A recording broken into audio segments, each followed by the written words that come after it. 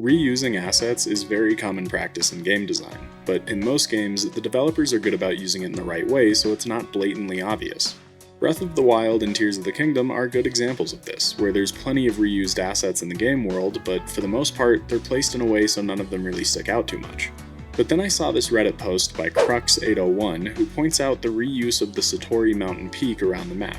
I had noticed before that Satori Mountain's peak with a small rock, a taller rock, and an even taller third rock is used a little lower down on the mountain and also on Lindor's brow, at least in Breath of the Wild before it was replaced with the tower in Tears of the Kingdom. But it turns out this peak is actually used 19 times in Hyrule, and it's only in the northwestern quarter of the map. There's one that they place diagonally to form a path at the foot of Satori Mountain, there's one on top of the Forgotten Temple, there's exactly 7 of them squished together along the walls of the southern side of the Tanagar Canyon, there's one here on the western side of Piper Ridge, one embedded on Nero Hill disguised really well, one on Kuho Mountain, one embedded on this hill in Strock Lake, and finally there's 3 peaks with different orientations being used here on the western edge of the map past Rito Village. Now before you ask how I'm sure that these are all the same assets since some of them are hard to notice, it's because they all have the same name in the code. So if you search this name in the object map online, you'll see all of their locations.